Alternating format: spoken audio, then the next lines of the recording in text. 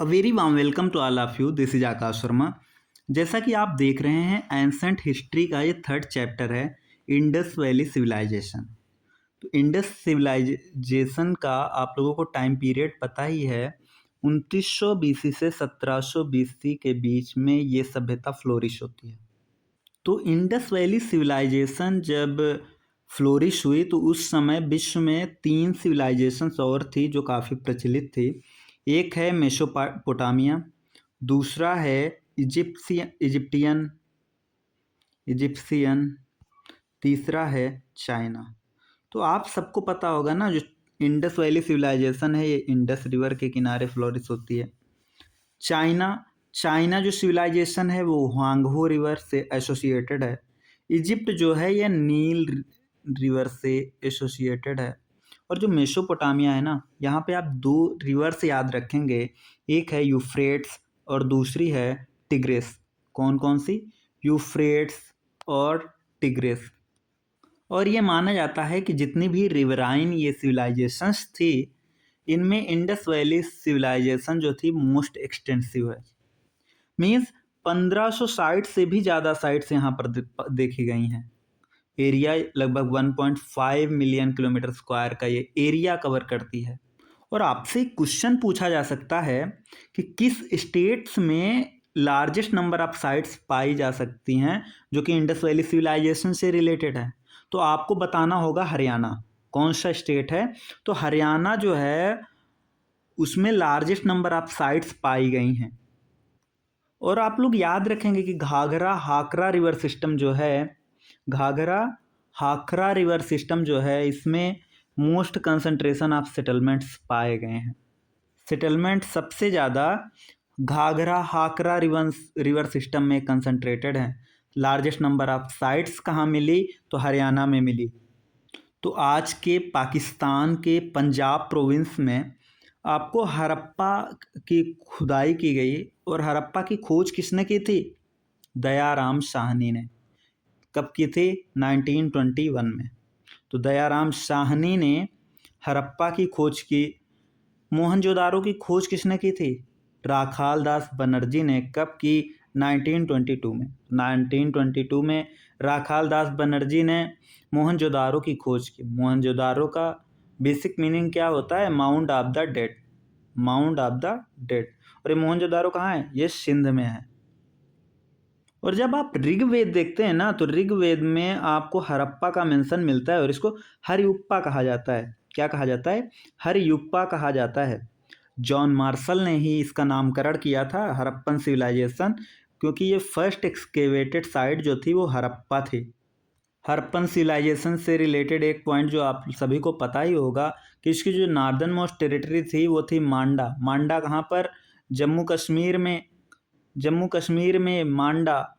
और जो eastern most थी वो आलमगीरपुर इन उत्तर प्रदेश।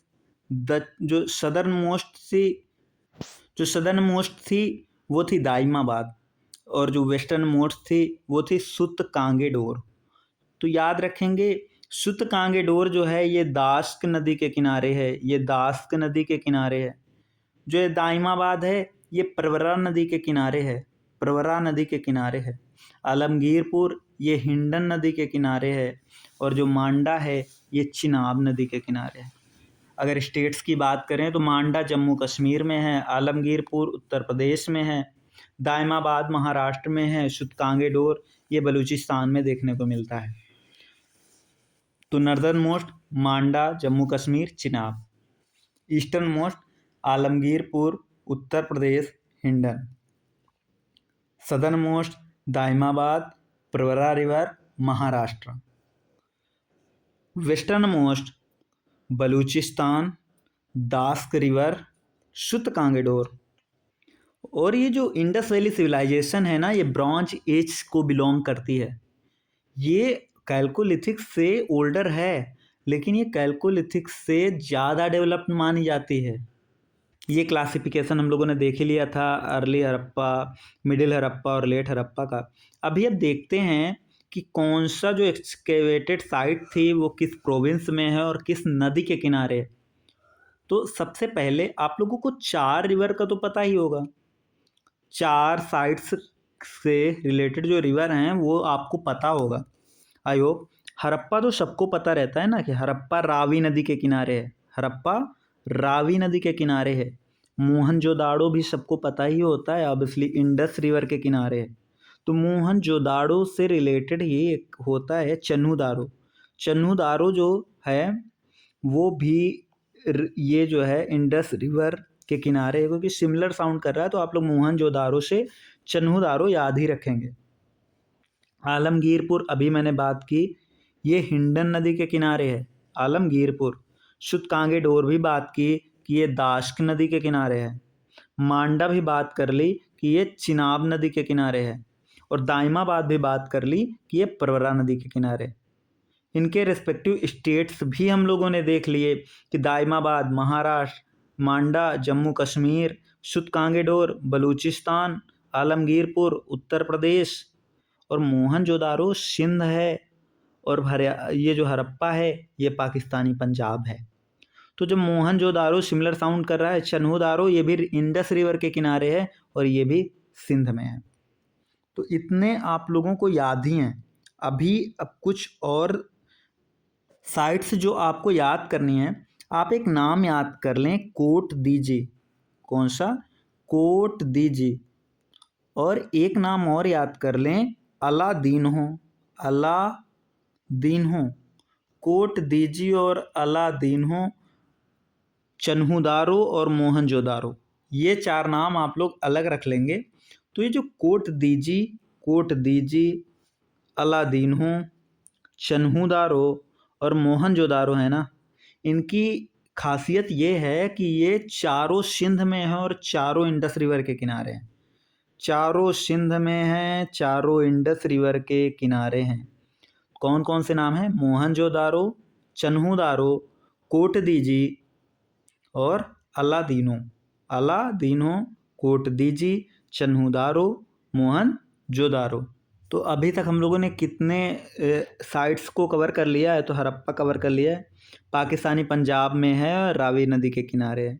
मोहनजोदारो कवर कर लिया, सिंध में है, रिवर इंदस के किनारे है।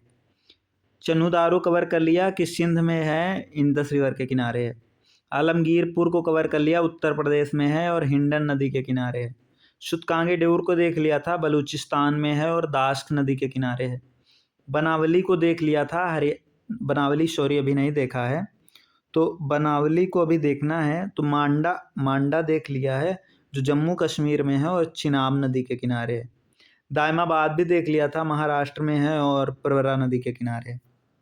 इससे पहले कि हम लोग कुछ और देखें, आप बनावली देख लीजिए। बनावली कहाँ पर है? ये हरियाणा में है। बनावली कहाँ है? हरियाणा में है और ये घग्गर नदी के किनारे है।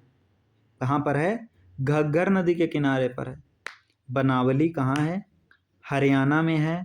कहाँ, किसके किनारे है? घग्गर नदी के किनारे है बनावली कहाँ है? हरियाणा में है और घग्गर नदी के किनारे है। इतना ही नहीं, एक और साइट आती है रंगपुर की। रंगपुर गुजरात में है और भादुर नदी के किनारे, गुजरात में है और भादुर नदी के किनारे है। अब गुजरात पहुँच ही गए हैं तो लोथल को देख लेते हैं। लोथल भी गुजरात में है और ये भोगवा नदी के किनारे है। तो लोथल किसके किनारे है? भोगवा नदी के किनारे है। रोपड़ की बात आती है तो रोपड़ इंडियन पंजाब में है और ये सतलज नदी के किनारे है। रोपड़ की बात आती है तो रोपड़ जो है वो इंडियन पंजाब में है और सतलज नदी के किनारे है। कालीबंगन जो है वो राजस्थान में है और ये घग्गर नदी के किनारे है। कालीबंगन राजस्थान में है और घग्गर नदी के किनारे है। आइए अगेन इसको रिपीट कर लेते हैं। पहला है हड़प्पा, पाकिस्तानी पंजाब में है, रावी नदी के किनारे है।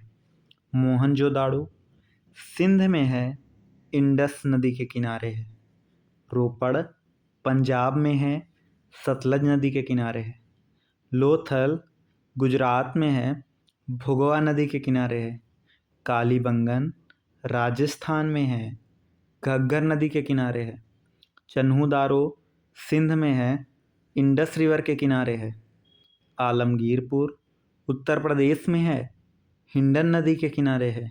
शुतकांगेडोर बलूचिस्तान में है, दास्त नदी के किनारे है। बनावली हरियाणा में है, घग्गर नदी के किनारे है। मांडा जम्मू कश्मीर में है, चिनाब नदी के किनारे है। दाइमाबाद महाराष्ट्र में है, परवरा नदी के किनारे है। कोटदीजी सिंध में है, इंडस रिवर के किनारे है। रंगपुर गुजरात में है, भादुर नदी के किनारे है। अलादीन्हो सिंध में है, इंडस नदी के किनारे है। तो ये हम लोगों ने लिस्ट कंप्रहेंसिवली देख ली। अब आगे चलते हैं और देखते हैं कि हड़प्पन सिविलाइजेशन में जो टाउन प्लानिंग थी उसके क्या फीचर्स थे। तो टाउन प्लानिंग जो थी वो वाज नॉट यूनिफॉर्म नहीं था, लेकिन कुछ कॉमन फीचर्स आप देख सकते हैं। यहाँ पर जो है सिस्टमैटिक टाउन प्लानिंग देखने को मिलता है, जो कि ग्रिड सिस्टम पर बेस्ड थे। ग्रिड सिस्टम का मतलब क्या होगा कि स्ट्रीट्स और जो लेन्स थी ना, वो कुछ ऐसे काट रही थी, एक दूसरे को राइट एंगल पर काट रहे थे। तो इस तरह से जो सिटीज़ के को सेवरल ब्लॉक्स में डिवाइड किया जा रहा था। और इतना ही नहीं, आपको वेस्टर्न पार्ट में सीटाडेल देखने को मिल जाएगा। वेस्टर्न पार्ट में आपको सीटाडेल देखने को मिल जाएगा। और जो ईस्टर्न साइड था ना, वो लोअर टाउन था, और इसमें जो होता है कॉमन लोग रहते थे। और जो वेस्टर्न पार्ट था उसमें माना जाता था कि उसमें जो इन्फ्लुएंशियल पर्सनालिटी रही होंगी वो रहते होंगे। और इसमें पब्लिक बिल्डिंग्स देखी जाती हैं, वो वेस्टर्न पार्ट में ही देखी जाती हैं। यहाँ पर यह भी माना जाता है कि हाउस जो होते थे उनमें साइड एंट्रेंस होते थे। आपको मेन स्ट्रीट की तरफ कोई विंडो या दरवाज़ा देखने को नहीं मिलता है। बर्न्ट ब्रिक्स का यूज किया गया।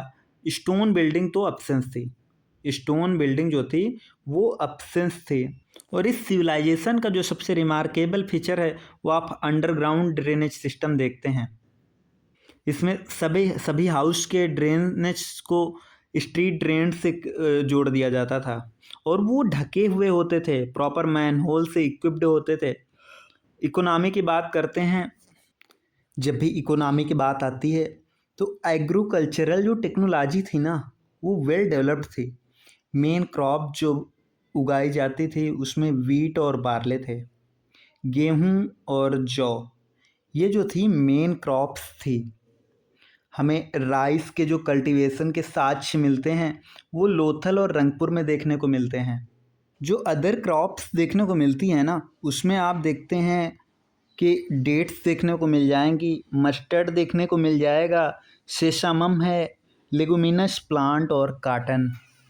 ये माना जाता है कि इंडस के जो पीपल थे वो पहले थे जिन्होंने काटन प्रोड्यूस किया।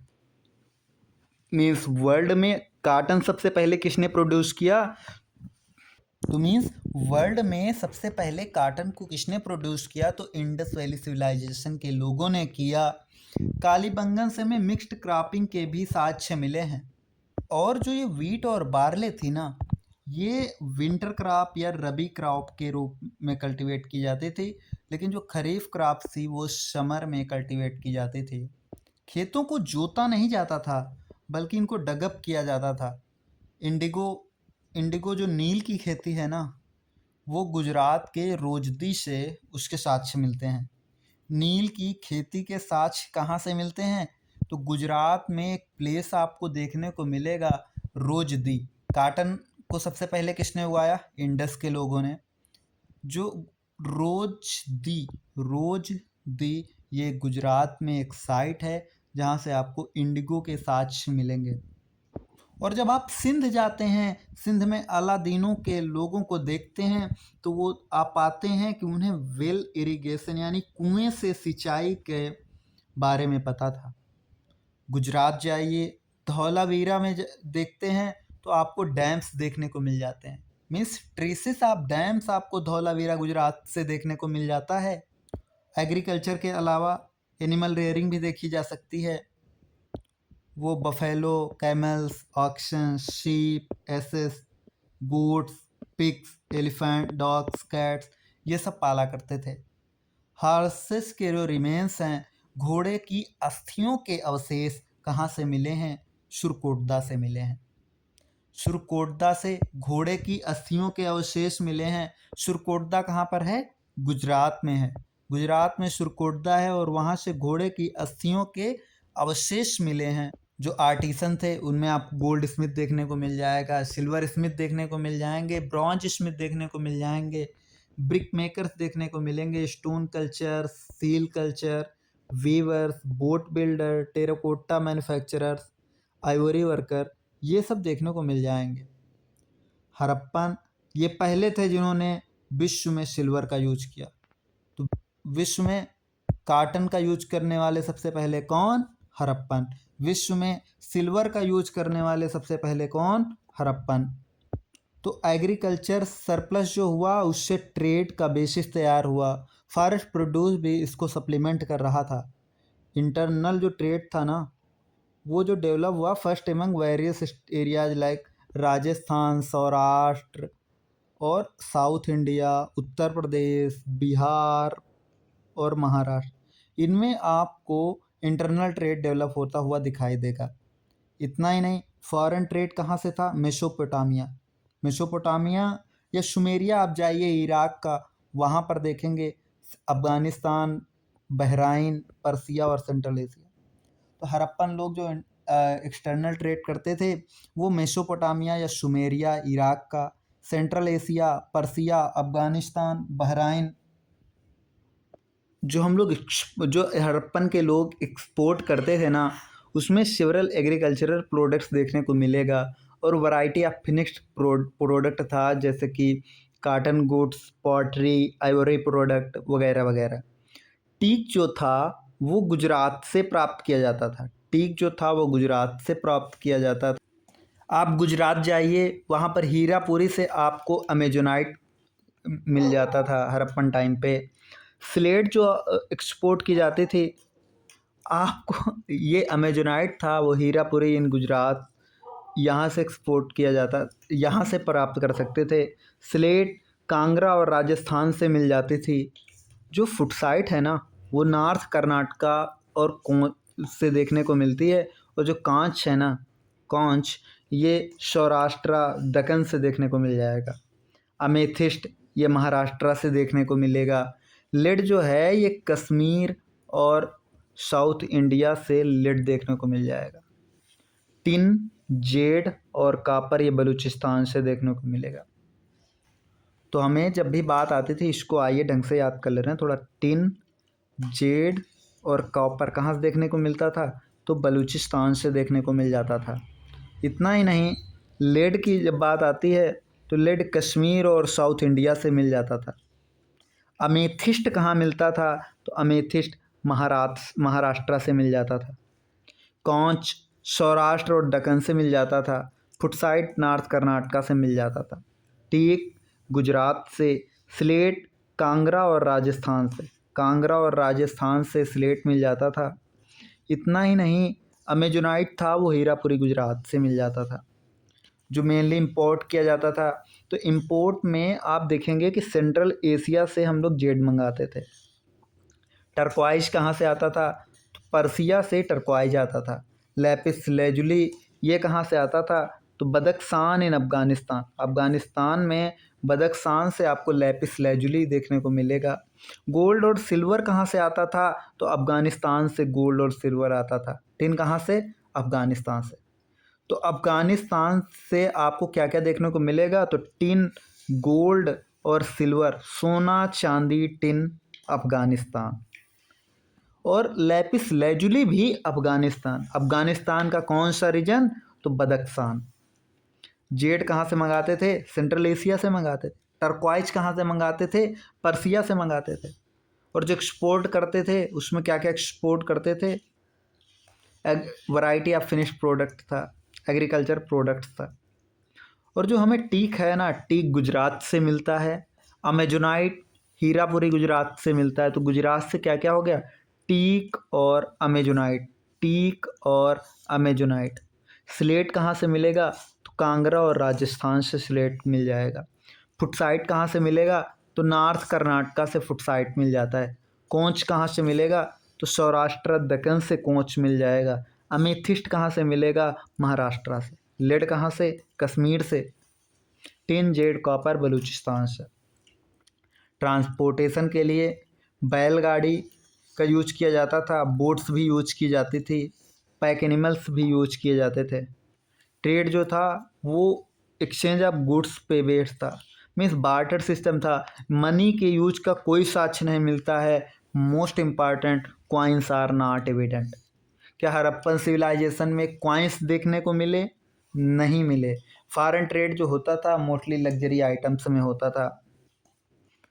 लिटरेरी एविडेंस और आर्कियोलॉजिकल एविडेंस दोनों मिले हैं जो सुमेरिया और इंडस पीपल के बीच ट्रेड को के साक्ष्य प्रोवाइड करते हैं। सुमेरियन टेक्स्ट ये रिफ़र करता है कि मेलुहा कहता है, एक वर्ड सुमेरियन टेक्स्ट में आपको मेलुहा देखने को मिल जाएगा, और ये मेलुहा कुछ और नहीं, इंडस रीजन का ही दूसरा नाम है।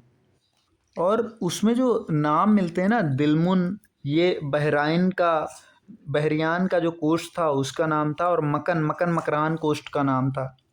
तो ये कुछ स्टेशन देखने को मिल जाते हैं। मैनी इंडस सील्स और गुड्स आपको मेसोपोटामिया में देखने को मिल जाएंगी। मेसोपोटामिया के सील्स और गुड इंडस सिटीज में देखने को मिल जाएंगी। तो इससे ये सिद्ध होता है कि मेसोपोटामिया और इंडस के बीच में भी ट्रेड रिलेशंस थे।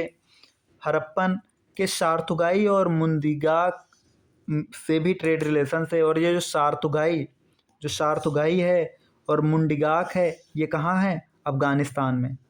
तो ये आप लोग याद रखेंगे कि सार्थुगाई और मुंडिगाक कहाँ पर? अफ़गानिस्तान में। अल्टिन डेपे और नमाजगा कहाँ है? नमाजगा और अल्टिन डेपे ये कहाँ पर है? तुर्कमेनिस्तान में है। तेपे याहया शहर ए सक्ता ये कहाँ पर है? ईरान में। इंडिगो जो थी, इंडिगो को एक्सपोर्ट किया जाता था राजदी से इजिप्ट को। राजदी में इंडिगो उगाई गई, तो इंडिगो को राजदी से इजिप्ट में एक्सपोर्ट किया जाता था। ये जो ये नाम है ना, ये नाम आप लोगों को अच्छे से याद कर लेना है। टेपे याहया कहाँ है? याहया खान से याद कर लो। टेपे याहया शहर ई सक्ता कहाँ पर है? ईरान में। शहर ई सक्ता या Tepe Yahya Iran. Namazga Turkmenistan. Altyn Depe Turkmenistan. Shortugai Afghanistan. Mundigak Afghanistan. Seals की बात करते हैं तो हड़प्पन सील जो है वो स्टेटाइट की बनी होती थी। इनका जो साइज है बेसिकली 1.5 इंच से 2.5 इंच के बीच होता था। 1.5 इंच से 2.5 इंच के बीच होता था। और दो इनके मेन शेप हुआ करते थे, एक तो स्क्वायर टाइप, दूसरा रेक्टेंगुलर टाइप। और सील में जो सबसे ज़्यादा मोस्टली जानवर मिल जाता था वो हम्पलेस बुल आपको देखने को मिल जाएगा। और सील का मकसद यही होता था प्रोबेबली कि ऑनरशिप ऑफ प्रॉपर्टी को मार्क करे। तो इसीलिए माना जाता था कि कोई भी अगर इम्पोर्टेंट पर्सनालिटी है तो उसके पास सील तो उसकी अपनी होगी ही। Harappan seals are the greatest artistic creation of the Harappans. ये माना जाता है कि हड़प्पन सील्स जो हैं वो ग्रेटेस्ट आर्टिस्टिक क्रिएशन है हड़प्पन्स की। मेसोपोटामिया की जो सिलेंड्रिकल सील थी ना, वो 3 सील हमें मोहनजोदारो से प्राप्त हुई हैं। एक सिलेंड्रिकल सील आप देखते हैं कालीबंगन से प्राप्त हुई है, और 1 सर्कुलर बटन शेप्ड सील जिसको पर्शियन गल्फ सील कहा जाता था वो लोथल से प्राप्त हुई है। तो जो पर्शियन गल्फ वाली means circular button shaped seal वाली, ये कहाँ से मिली है? लोथल से मिली है। सिलेंड्रिकल सील और ये कहाँ से मिली हैं? मेसोपोटामिया और कालीबंगन से मिली हैं। और 35 हड़प्पन सील हमें अलग अलग फॉरेन प्लेसेस में मिली हैं, जिसमें सूसा, उर, किस, लगास, अस्मार इन जगहों से मिले हैं। सूसा, उर, किस, लगास, अस्मार। स्क्रिप्टाइन लैंग्वेज की जब बात होती है तो इसको पिक्टोग्राफिक माना जाता है। Means its sign represents birds face varieties of human forms. और ये माना जाता है कि लगभग 400 से 600 साइंस यूज किए गए, जिसमें से 40 और 60 तो हैं ये बेसिक हैं, और बाकी जो हैं वो इन्हीं की वेरिएंट्स हैं, इन्हीं से डिराइव किए गए हैं। तो जो हड़प्पन की लैंग्वेज है ना वो एट प्रेजेंट अननोन है अभी तक, क्योंकि हड़प्पन स्क्रिप्ट अभी तक पढ़ी नहीं जा सकी। जो पिक्टोग्राफिक रिप्रेजेंटेशन है हड़प्पन टाइम पीरियड का, उसमें सबसे ज़्यादा फिश के सिंबल को यूज किया गया है। Most of the pictographs appear on seals आप गुजरात जाएंगे, गुजरात में धौलावीरा से जो 10 पिक्टोग्राफ्स का एक 10 पिक्टोग्राफ के साथ आपको एक साइन बोर्ड देखने को मिलता है। वो साइन बोर्ड का जो इंस्क्रिप्शन है वो धौलावीरा से मिला है, मतलब मीन्स कि एक साइन बोर्ड धौलावीरा गुजरात से मिला है जिस पे 10 पिक्टोग्राफ देखे जा सकते हैं। पॉलिटी की बात करें तो कोई क्लियर कट एविडेंस नहीं था कि कैसी पॉलिटी रही होगी। डी कौशाम्बी साहब कहते हैं कि प्रीस्ट जो था वो रूलिंग क्लास था। आर.एस. शर्मा कहते हैं मर्चेंट्स रूलिंग क्लास था। तो ये हम लोगों को स्टेटमेंट याद रखना है। मर्चेंट वाला किसने कहा? आर.एस. शर्मा ने। शर्मा जी ने मर्चेंट वाला कहा। कौशाम्बी जी ने कहा प्रीस्ट रहे होंगे। डी कौशाम्बी ने कहा कि प्रीस्ट रूलिंग क्लास रहे होंगे। आर.एस. शर्मा ने कहा था मर्चेंट रूलिंग क्लास रहे होंगे। लेकिन कोई भी रूल कर रहा हो, लेकिन Harappan had very efficient and well organised administrative machinery, ये आप लोग याद रख लेंगे। जब भी रिलीजन की बात करते हैं तो चीफ फीमेल जो डाइटी थे वो मदर गॉडेस थी, गॉडेस ऑफ अर्थ थी। ये टेराकोटा फिगराइन में रिप्रेजेंटेड हैं। मदर गॉडेस की पूजा की जाती थी। और जो चीफ मेल डाइटी थे ना वो पशुपति महादेव थे, जो शिवा के प्रारूप माने जाते हैं। इनको दिखाया जाता है कि ये योगिक पोस्चर पे एक लो थ्रोन पर बैठे हुए हैं। 3 चेहरे हैं, 2 हाथ्स हैं और 4 एनिमल से घिरे हुए हैं। ये पूछा जा सकता है उनमें कौन कौन से एनिमल्स हैं। तो एलिफेंट है, टाइगर है, राइनो है, बफेलो है। क्या क्या है? हाथी है, टाइगर है, राइनो है, बफेलो है। बफेलो है, एलिफेंट है, राइनो है, टाइगर है। और 2 आपको डियर भी देखने को मिल जाएंगे उनके पैरों के पास। यहाँ पर जो फैलिक वर्शिप है, जो लिंग की पूजा की जाती है, वो भी देखा जा सकता है। इतना ही नहीं, यहाँ पर जो न्यूमरस स्टोन है वो योनि वर्शिप को भी दिखाते हैं। Indus people are worship gods in the form of trees. तो ये आज का कॉन्सेप्ट नहीं है, पहले से ही जैसे ट्रीज थे, पीपल, एनिमल्स थे जैसे पिजन, हम्पलेस बुल, इन सब की भी पूजा की जाती थी। हम्पलेस बुल, पिजन, पीपल, इन सब की पूजा की जा सकती थी। इंडस के जो लोग हैं वो भूत प्रेतों में विश्वास करते थे और एमुलेट्स का यूज करते थे कि एमुलेट्स पहनोगे तो भूत और प्रेत नहीं आएंगे। टेराकोटा फिगराइंस की बात जब होती है तो टेराकोटा फिगराइंस जो होती है वो बेक्ड क्ले की बनी होती है। मेजॉरिटी ऑफ देम तो हाथ से ही बनी होती हैं। तो मेल और फीमेल फिगराइंस दोनों फाउंड हुई हैं टेराकोटा फिगराइंस की। तो आपको रेंज ऑफ वैरायटीज़ देखने को मिल जाएंगी। आपको बर्ड्स देखने को मिलेंगे टेराकोटा फिगराइंस में। बर्ड्स, एनिमल्स, मंकी, डॉग, सीप, कैटल्स, ये सब आप देखे जा सकते हैं। हम्प्ड और हम्पलेस बुल्स, ये भी टेराकोटा फिगराइंस पाए गए हैं। और ये ग्रेट हम्पलेस जो बुल है इसका सिग्निफिकेंस देखा जा सकता है हड़प्पन पीरियड में। इमेज की बात करते हैं तो मेटल और स्टोन दोनों की इमेज हमें मिलती हैं। Metal specimen is that of bronze image. तो आपको एक मोहनजोदाड़ो से नर्तकी की मूर्ति देखने को मिलती है। न्यूड वुमेन डांसर देखने को मिलती है। और जो बेस्ट स्टोन स्पेसिमेन है ना वो मोहनजोदड़ो का बेयर्डेड मैन आपको देखने को मिल जाएगा। और जो स्टोन स्कल्पचर है, आप हड़प्पा जाइए, दाबरकोट जाइए, मुंडीगाग जाइए, आप स्टोन स्कल्पचर्स के सेंटर देख सकते हैं। पॉटरी की बात करते हैं तो आप ये जो wide spread use of potters wheel आप देख सकते हैं। पार्ट्स को पेंटेड किया जाता था, डेकोरेट किया जाता था। और इनको जब डेकोरेट किया जाता था उनमें human figures, plant, animals, geometrical pattern कुछ भी देखे जा सकते हैं। Harappan glaze pottery was the first of its kind in the world. Harappa की जो ग्लेज पॉटरी थी वो अपनी तरह की विश्व में पहली ऐसी पॉटरी थी। प्लेन और पेंटेड पॉटरी प्रेजेंट थी, लेकिन जो प्लेन पॉटरी थी वो कॉमन थी। पेंटेड पॉटरी, जो प्लेन पॉटरी थी वो रेड इन कलर थी, जबकि जो पेंटेड पॉटरी थी ना वो रेड और ब्लैक कलर में पेंट की जाती थी। वेट्स एंड मेजर्स की बात करें तो हड़प्पा वेट्स और मेजर्स का यूज करते थे, कॉमर्शियल पर्पज के लिए भी और बिल्डिंग पर्पज के लिए भी। और ये माना जाता था कि वेट है वो डेसिबल मल्टीपल्स ऑफ 16 इसमें मेजर किया जाता है। आप कुछ स्टिक्स देख सकते हैं जिस पे मेजरमेंट के मार्क्स लगे हुए हैं। ये हड़प्पन जो थे ये आथर्स थे लिनियर सिस्टम ऑफ मेजरमेंट्स के, with a unit equal to 1 angul of अर्थशास्त्र। और जो लेंथ का मेजरमेंट होता था वो फुट पे वेट था, जो 37.6 सेंटीमीटर का हुआ करता था, और क्यूबिट जो कि 51.8 से 53.6 सेंटीमीटर का देखने को मिलेगा। बरियल प्रैक्टिसेस की बात करते हैं तो आपको मोहनजोदड़ो से 3 फॉर्म ऑफ बरियल देखने को मिलते हैं। एक तो हो गया कंप्लीट बरियल, दूसरा फ्रैक्शनल बरियल, और जो थर्ड होता है पोस्ट क्रीमेशन बरियल। और जनरली जो प्रैक्टिस किया जाता था उसमें क्या होता था कि बॉडी को पीठ के बल लिटा दिया जाता था और हेड को नॉर्थ साइड में रखा जाता था। कालीबंगन से आपको ये भी देखने को मिलेगा कि नंबर ऑफ ग्रेव्स को ब्रिक चैम्बर्स या सिस्ट्स से बनाया गया था।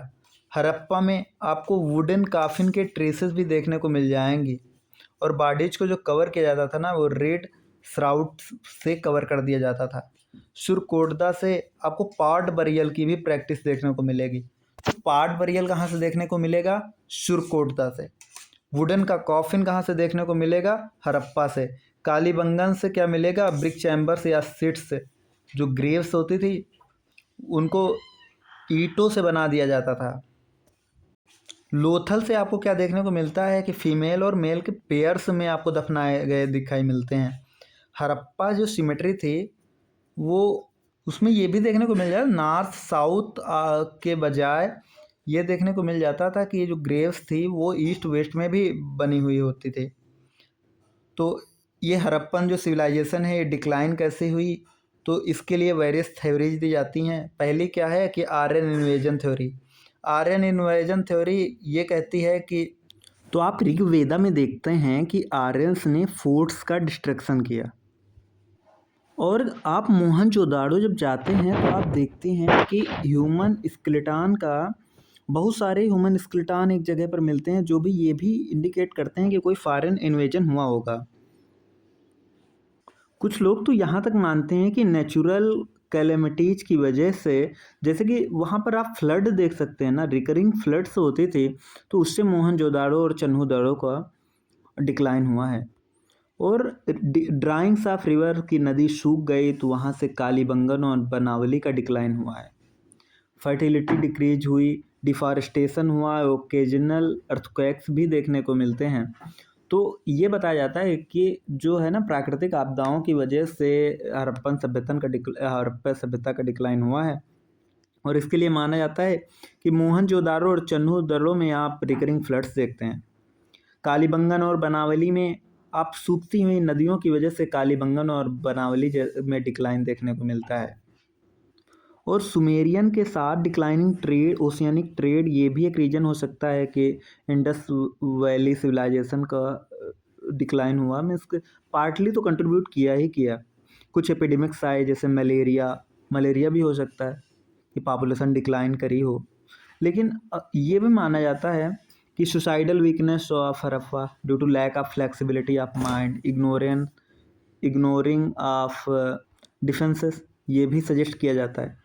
तो कुछ भी हो, जो इंडस वैली सिविलाइजेशन का जो एंड था वो कोई सडन एंड नहीं हुआ, लेकिन वो ग्रेजुअली धीरे धीरे फेड, आप देख सकते हैं कि वो फेड हुआ।